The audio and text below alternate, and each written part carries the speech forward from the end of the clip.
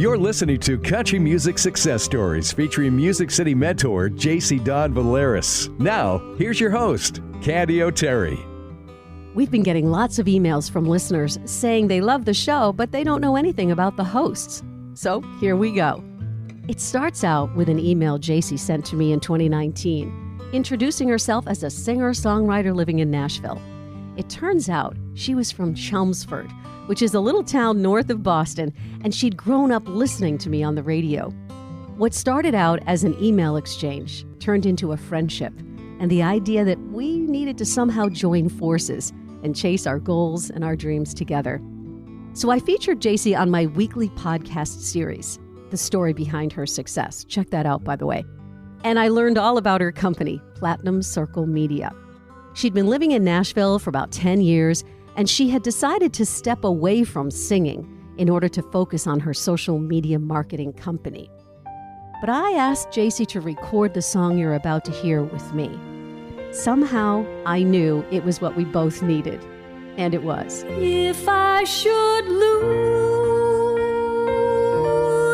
my way along this road we share,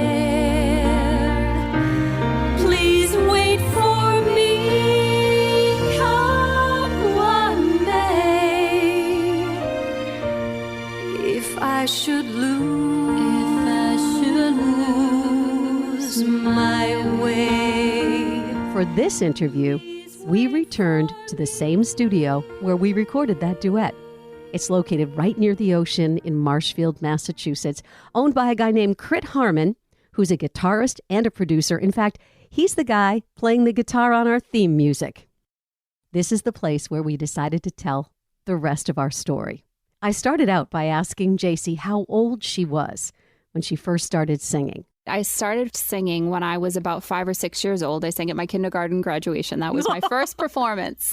And I was brave enough somehow to ask my kindergarten teacher if I could stand up and sing in front of the class. I was a very meek and mild and introverted child, but music spoke to me, so I always wanted to be a part of it. So I started singing super young, and then as I grew up, I started singing at church. And with church comes weddings and funerals. And so funerals paid pretty good money. I hate to say that, it sounds awful, but it paid well. And so I took that as a job in high school. I'm guessing you probably sang songs like Amazing Grace and On Eagle's Wings and things like that. My Mother's Hands, all of those beautiful songs. And when I look back, it's interesting because, you know, I would go to school in the morning dressed in my black velvet dress. I would leave in the middle of the day, go sing at a funeral, come back with $100 in my pocket and my black velvet dress. No wonder I was searching for friends, Candy.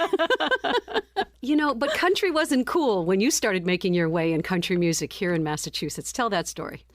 I loved Leanne Rimes. How could you not love Leanne Rimes? She was the exact same age as me, and I heard her on the radio, and I started singing country music.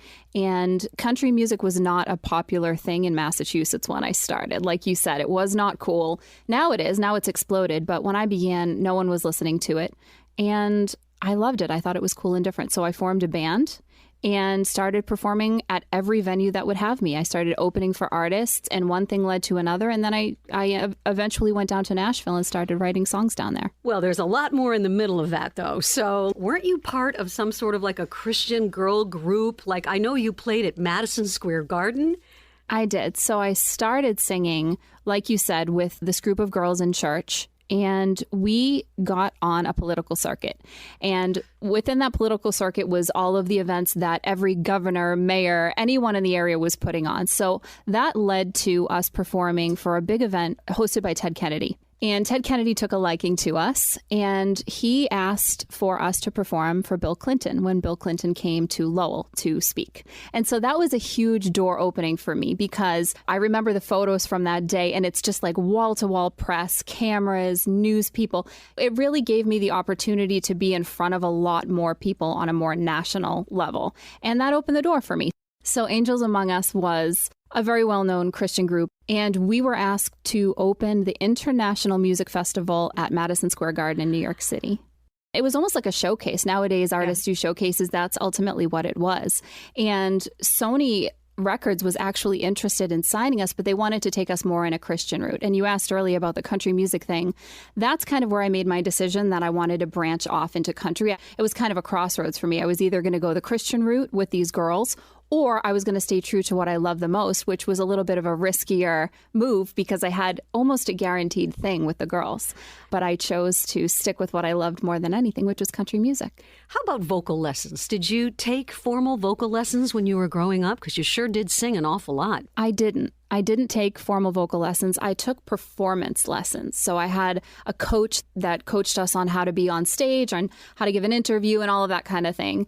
But I regret not taking proper voice lessons, and that's something that I haven't talked about that much, but it led to me having a lot of vocal issues down the road. And I would encourage anyone, if you have the opportunity, as young as you can possibly start taking voice lessons, to do that. Let's talk about your family. I'm going to guess that your family had to kind of pitch in and be part of all this. Well, how did this go? Well, when I first started singing at bars and nightclubs, I wasn't even old enough to get in myself. I was under 21, so I had to be accompanied by a parent. How crazy is that? Yeah. So my parents always had to be there with me. So every Friday and Saturday night for years, we would drive all over New England. I'm talking, sometimes it was like a 4-hour drive, and my set wouldn't begin until 9 o'clock. You know, you're a singer. And so being on stage from 9 to midnight or 9 to 1, and then my parents would have to drive me home. We wouldn't get home till the early hours of the morning and then do it all over again the next night. Let's talk about some of your very favorite people that you've opened for. My favorite memory of opening for someone would absolutely be LeAnn Rimes, because like I said, she was the reason that I got into country music, and she was always just the person that I most identified with, and having the opportunity to share a stage with her was a lifelong dream. So I got the call to do that when I was down in Nashville, and I had 48 hours notice. And this was at a time when I was flat broke. I didn't have $5 to my name. So my husband and I rented a car with the money that I was being paid to do the show and drove straight. It was about 18 hours. We got in super late the night before, and I think my set was at 1 p.m. or something the next day. I did the show with her. She was more than accommodating. She was so sweet. And the thing that stands out to me the most about that memory is I have opened for a lot of artists. She's the only one that has ever stood on the side of the stage and watched my set before hers. That really left such a huge impact on me, because I know what it's like to admire somebody, and it's just a really, really cool experience. Speaking of cool experiences, I do remember you telling me a story that Willie Nelson, when you opened for him, wanted you to smoke a joint with him. Oh, Is my this not gosh. I can't believe you're bringing this up. Of course that's true. So I did open for Willie Nelson. That is very true. This was not the night that I was opening for him. I was at another event in Nashville. And yes, I had an invitation to go on Willie's bus. Woo! A little smoky over here, I folks. declined. I hate to say it. I declined. And there's a little part of me that regrets it every now and then because, you know, I don't think too many people get that invitation. You mentioned your husband, so I want to talk a little bit about him. This is a singer who fell in love with her guitarist. Jacy, tell us the story. The forbidden thing to do, right? The forbidden fruit. Mike Valeras auditioned to be my guitar player. He walked down the stairs the very first day of rehearsal. And I looked up at him, and I swear to you, I said, I'm going to marry this man. The very first minute I looked at him, I didn't care at all what he sounded like. He's going to kill me for saying that, but I didn't. It just so happens that he's like one of the best guitarists in America. He really is very, very supremely talented. Yeah. But I didn't care much about that day. And we started dating, and we kept it a secret from everyone. No one in my band knew. Nobody knew. And then we decided we had to probably tell everyone because we were moving to Nashville together. So we finally broke the news, and we've been together now 14 years, and we've been married for 6 years. He's a master guitarist, a Berkeley grad, works at Belmont in Nashville. I mean, just really superb guy. I'm very proud of him. And he's not sick of me yet because I get to stay with you guys when I come to Nashville. He is not sick of you. He loves you very much. So shall we talk about this whole Nashville situation? I have never felt more comfortable in an American city than I've felt when I come to see you and Mike in Nashville. It's a really cool place to be, and I love the vibe. And if you're a singer, a songwriter, a musician, you feel like you're kind of like among the people in your tribe. So I've loved every minute that I've spent with you in Nashville, and especially our work together around country music success stories. So much fun. So I want to talk about how all of this really came to be. You have had such a long and incredible career in radio. And in 2015, you made the decision to leave your comfortable everyday job at Magic 106.7 to pursue all of your other goals and dreams, one of which was starting your own podcast, The Story Behind Her Success. Tell me about that decision. I loved my job. I loved Magic 106.7.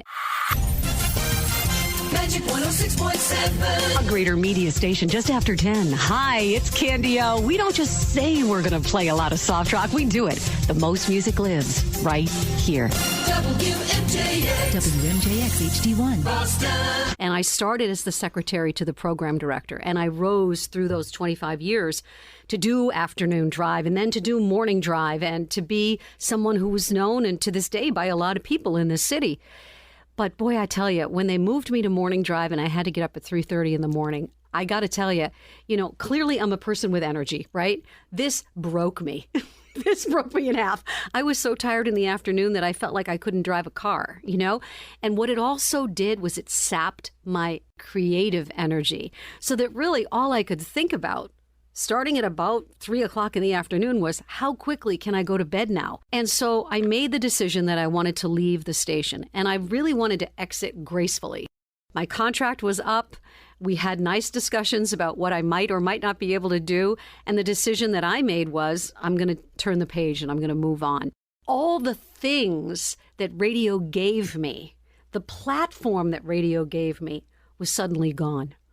Instead of having 2 million people listening to me per week, 0 people were listening to me. People knew my name, but I had to quickly capitalize on that. So I started a podcast series called The Story Behind Her Success. So The Story Behind Her Success features interesting women all over the world. From every walk of life. And you've interviewed close to 800 women at this point. Well, I had started interviewing women on Magic through my program, Exceptional Women. And that had won just about every award that you can possibly win in the broadcasting industry. And I thought, well, I'm really good at that, so why don't I do more of it? And I loved it. I love hearing women's stories. And I love celebrating women's lives because I'm an only child and my mom died when I was a teenager. So I always missed her so much. And quite frankly, Jacy, my mom wasn't there when I got married. She wasn't there when I had my baby. She wasn't there when I had questions to ask. What do you do when the baby cries, right? And so I've always kind of learned about how to be a woman, how to be a successful woman from the women I've interviewed. They've taught me so much.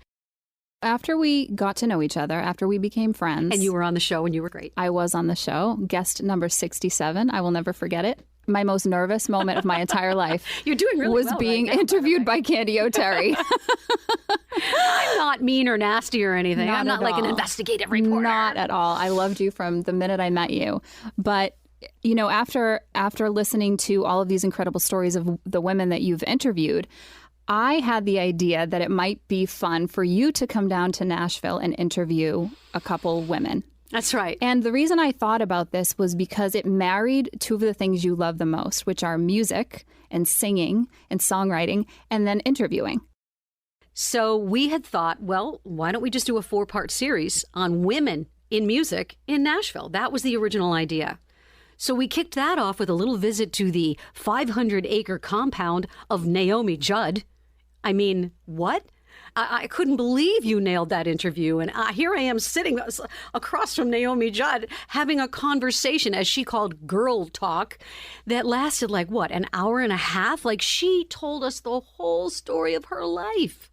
She did. It was unbelievable. And Naomi Judd was one of my biggest influences when I was growing up. So to just be there on her farm, in her presence. Yes. And do you remember the moment when she was talking about all of her life experiences, and her husband, Larry Strickland, who was also a guest on our podcast, was sitting next to me on the couch. Sang back up for Elvis Presley. He did.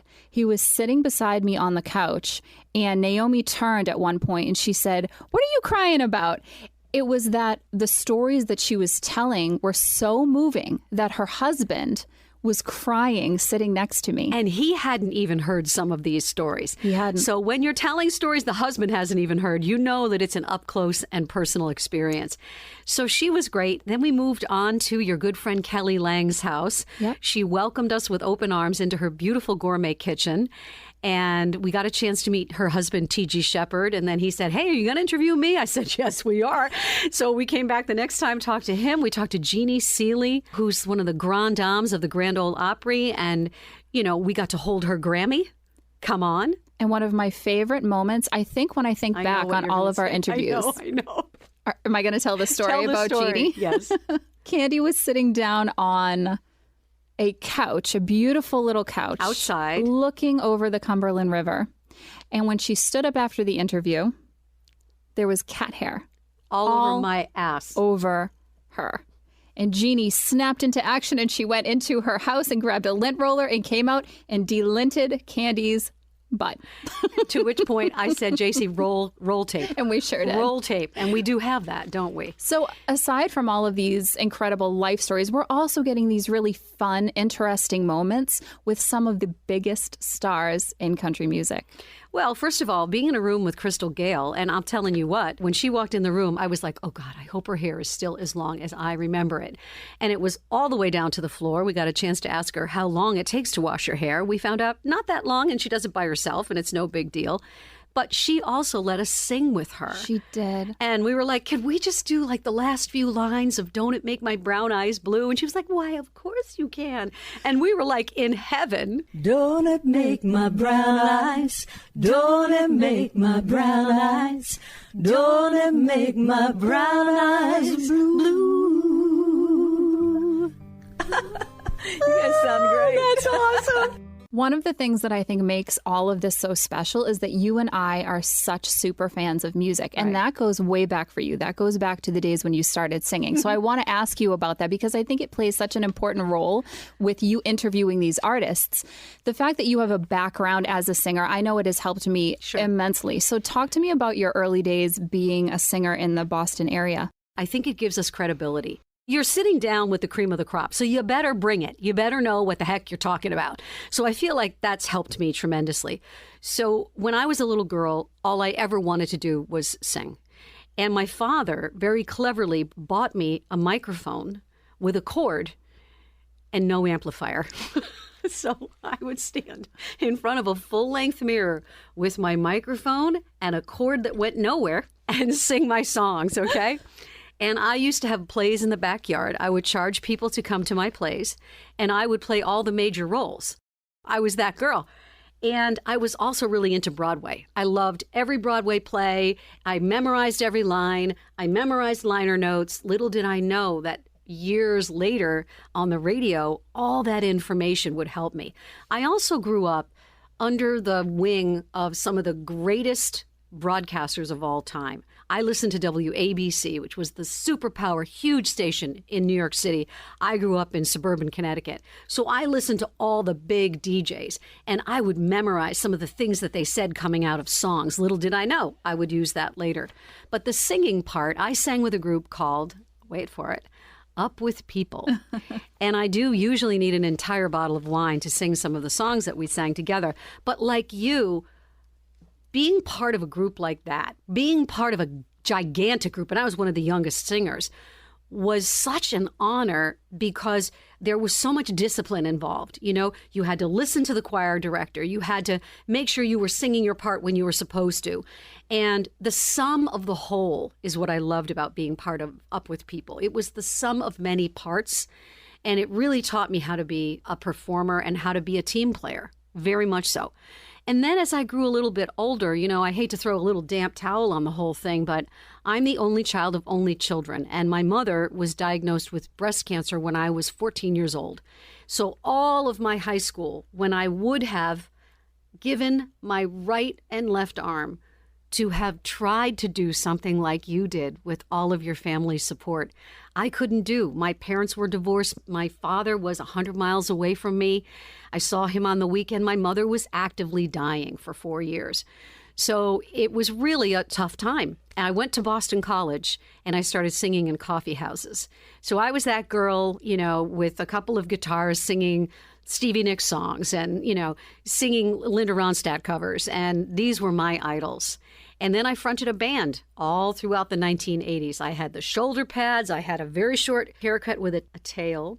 And I sang Whitney Houston songs, Madonna tunes. I sang Sheena Easton, My Baby Takes the Morning Train, at weddings and big conferences, things like that. So it must have been such an easy transition for you to go from being on stage singing to being behind a microphone on the radio interviewing artists. I got on the air on a fluke. I was the secretary to the program director, and we had a disc jockey who was an exterminator by day and a disc jockey by night. And he had 6 children, and he was a tired guy, and he kept falling asleep on the radio. And my boss said to me, give him a call and tell him if he falls asleep one more time, we're going to have to let him go. Well, how do you know when someone's fallen asleep on the air? Well, it's pretty interesting. When someone falls asleep and they fail to hit the next button, there's 30 seconds of silence. And then after that, back in the day, a tape would go on. Today, it's all digital and it's stripped from the board. But when the program director gets to work in the morning, there's a light that flashes in his office, and it has a timestamp of exactly what time we went off the air and for how long. So this poor guy fell asleep twice. I'm supposed to call him back. If you ever fall asleep again, we're going to have to let you go. So Gary falls asleep that night for the 3rd time. And my boss comes over to me on a summer weekend in July, taps me on the shoulder and says, you're on tonight. And I'm looking around to see who he could possibly be talking about, because it couldn't be me. I'm a secretary. I have never been on the radio in my life. I've gone to broadcasting school. I have a license to broadcast. So I went on that night, and I'm telling you right now, I sucked completely. I was horrible. I didn't even really talk till 3:15 in the morning. But my boss was a great mentor. So from that moment on, my career on the air started. But how do you learn how to be an interviewer? I had an idea for a show called Exceptional Women, so I went to the woman in the newsroom that I admired the most, which is a really good lesson to learn. Always go to the person who does what you want to do the best. And her name is Gay Vernon, and she taught me everything I know. There's a skill and an art to that. It took me a while to learn it, though. You ask every singer that we interview what they were doing the first time they heard themselves sing on the radio. But do you remember the first time you heard yourself speaking on the radio? Well, here's something very funny about that. When you're on the air, you have to air check yourself, which is interesting. So, now it's digital, but when I got started in the 90s in radio, you'd take a cassette tape, you'd pop it in a machine, you'd press record, and every time you turned your microphone on, it would trip the cassette player and it would record every single word you said on the radio, right? So I would then take that cassette tape after I'd get off the air and I'd pop it into my car cassette player. And I would therefore be able to hear every single thing I said on the air. So I'd be like, oh, God, that was so dumb. Oh, why did you say that? Oh, you sound terrible. Oh, you stepped on the vocal. Oh, you suck. Blah, blah, blah, right? Because that's my personality. But the first time I ever heard myself talking on the air was singing jingles and doing voiceover work, which I had done for years before I got on the air. Okay, I'm going to take a minute to brag about you because I can. You've performed with the Boston Pops. Yes, I have. You've interviewed almost 800 women. Yep. You've been in movies, most recently the Netflix movie you're being featured in called Misha and the Wolves. That's so exciting. You are a Massachusetts Broadcaster of the Year. Yep. And you have so many awards in your house that I have lost count. Thank you. What has been the coolest, I can't believe this is happening to me moment so far? Boy, that's a really good question. This Misha and the Wolves thing is pretty cool, I must tell you.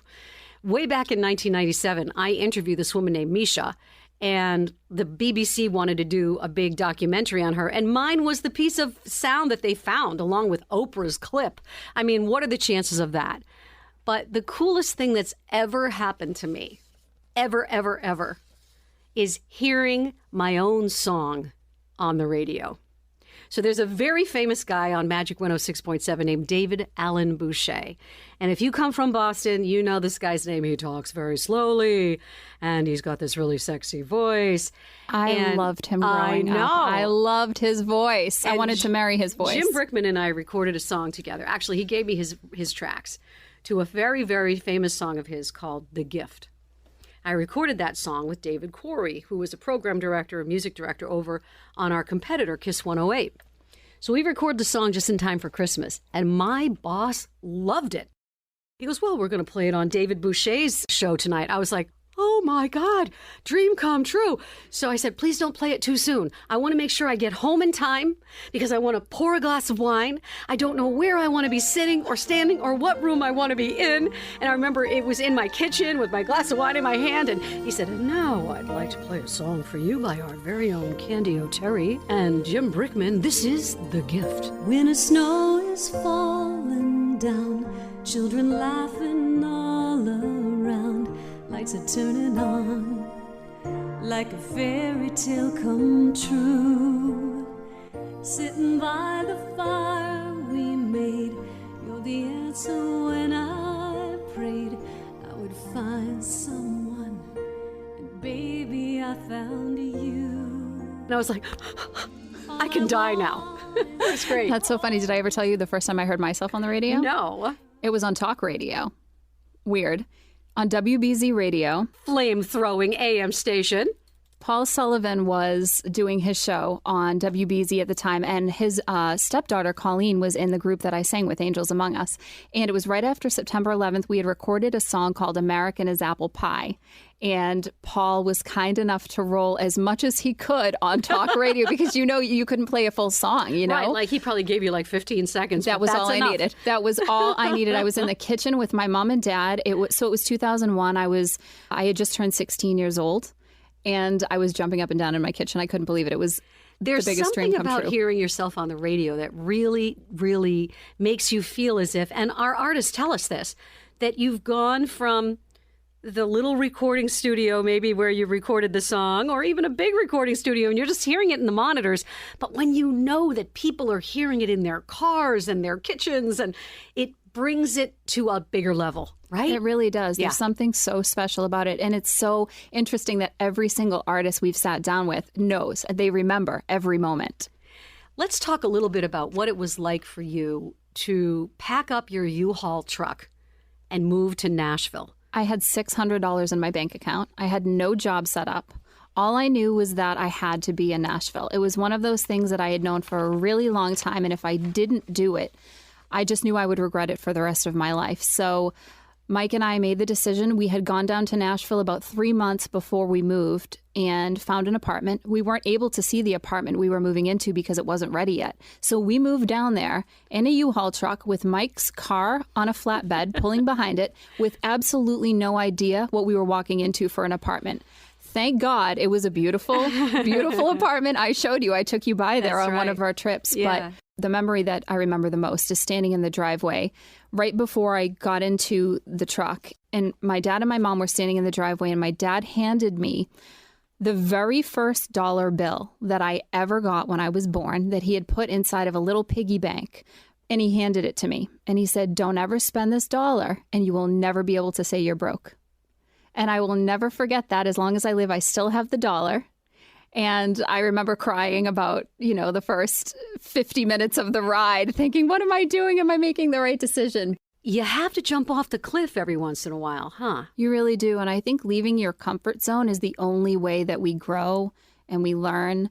And you open yourself up to a new experience that you would have never had if you didn't take the chance to do that. It's so important. So speaking of new experiences, you and I started a company together, which is called Two Dreams Entertainment. And it's, Country Music Success Stories is under that umbrella. We've got a new distribution deal with a company called Mudhouse Media, which is owned by Chris Meyer, who's very famous for the Farrelly Brothers, right? And they've kind of handpicked our podcast to, be one of the 10 podcasts, I think, that they're going to distribute. So it's really a great honor for both of us. And part of the Country Music Success Stories brand is Music City Mentor. Talk about that.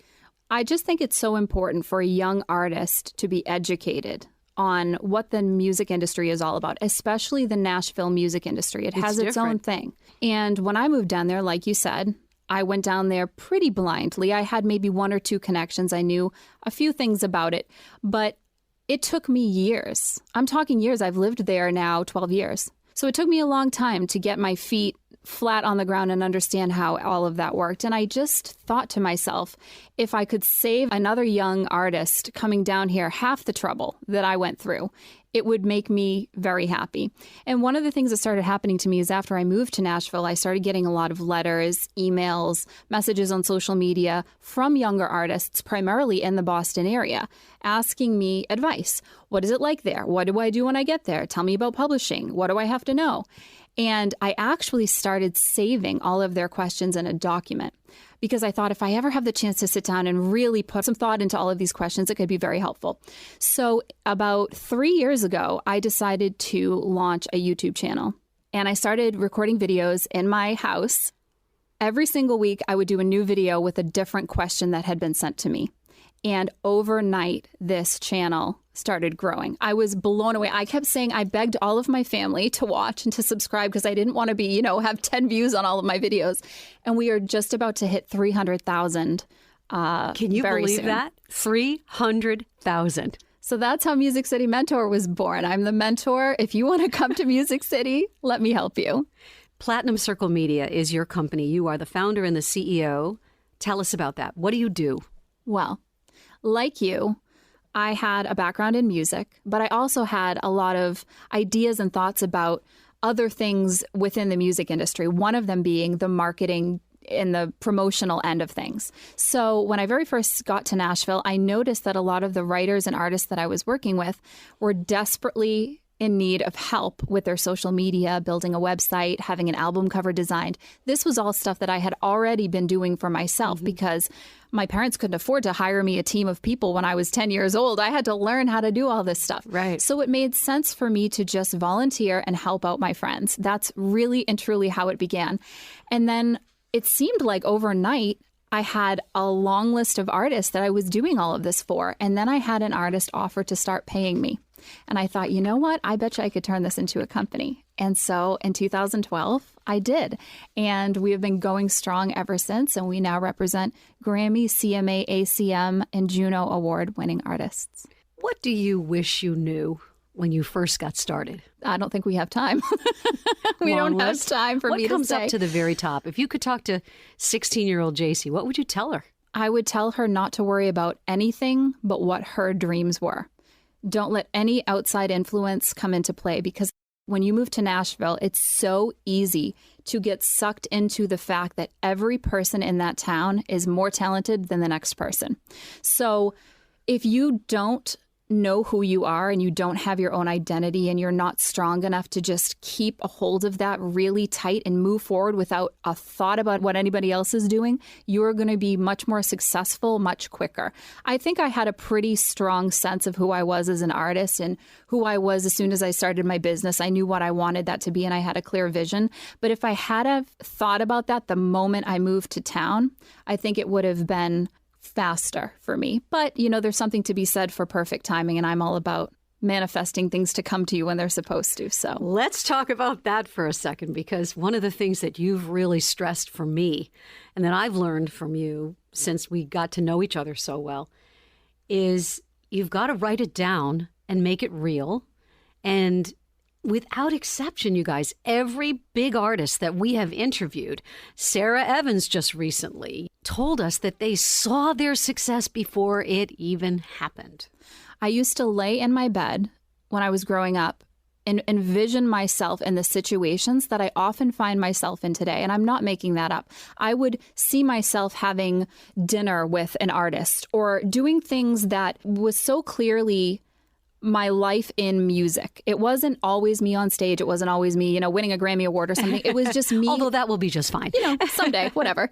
But it was me being in a musical center and in a musical scene. And I wanted that so bad from my earliest memory that I really never thought ever that maybe this couldn't happen. And I attribute a lot of the success that I've had to that. I remember laying in my bed when I was a little girl and my sister said to me, well, what are you going to do if you don't make it in music? What are you going to do? And I remember thinking, what are you crazy? I said, what are you talking about? Of course I am. I don't have a backup plan. I don't want one. And she's never asked me again to this day. I think she just knew because I was so dead set on what my life was going to be. In fact, you wrote a song about dreaming big and believing. So let's play a clip of it. This is All Roads Lead to Here by Jacy Dawn Valeras. Go on and run, chase your dreams by the sun. And if you ever need a little reminding of how you ended up there, all roads lead to here. Let's talk about the next chapter, the next season, which we are debuting right now, season number 2 of Country Music Success Stories. Give me your wish list. Who do you want to talk to this season? Ooh, I've got to say, well, because we've interviewed Naomi and Larry, Wynonna is definitely number 1 on my bucket list. I have to say that she's been, one of my biggest idols growing up. I would say her, Martina McBride. I would love to talk with her. I think I know who yours is.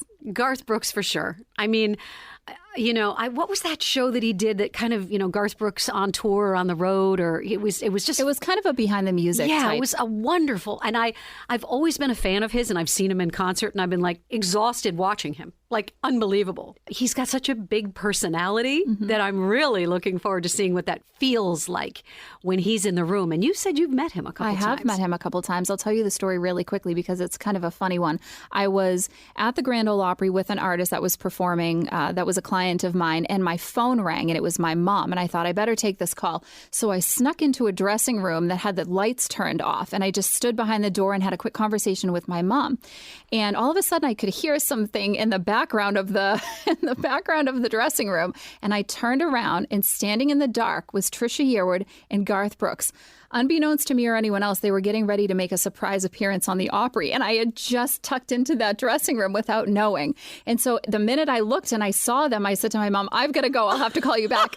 And I apologized up and down. I'm so sorry. I didn't mean to come in here. And they were so kind and so sweet. And they asked me why I was there, who I was there with. They were genuinely interested in me and my story. And as you know, being an interviewer, and if you can connect with someone on that level, it leaves such a lasting impression. So here's how we're going to get them to do the interview. We're going to say, hey, JC's the one. You guys were in the dark at the Grand Ole Opry, and this is our show, and blah, blah, blah. And we'd like to come over and have a chat with you. We'll talk to both of them. Okay, my other huge love and I'm a number 1 fan of Thomas Rhett. I can't get enough of him. You really? His songwriting, his singing, I love him. You have a little crush on Thomas Rhett, Huge, but I think he's, he talks about how much he loves his wife, blah, blah, blah, in every single song, so not an option for me. He's incredibly talented. And also, I was talking about opening for LeAnn Rimes. How cool would it be and how full circle would it be to have her as a guest on the show? That would be an incredible moment. What do you think is the key to success in country music? I had a feeling you were going to ask me this question. My honest answer is I don't know. And here's why. Every single artist that I have had the chance to work with, talk with, be friendly with, has a different answer as to how they achieve success. And that's my favorite thing about Nashville and country music, because that means there is equal opportunity for every single person who comes down there with a dream.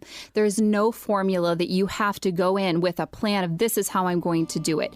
Everyone has a different path. And if you lined up 100 artists, they would all have a different story. So if you come down to Nashville with belief in yourself, with the goal that you are going to, without a doubt, be successful, chances are you have a very good shot at making that happen. Well, first of all, I want to tell you what a joy it is for me to do this show with you, how much I'm looking forward to season 2, 3, 4, 5, 6, 7, for as long as it can possibly go on. And I'm so glad we got a chance to have this conversation and let people know kind of how our journey started and our hopes for tomorrow. Thank you so much, Jacy. Thank you so much.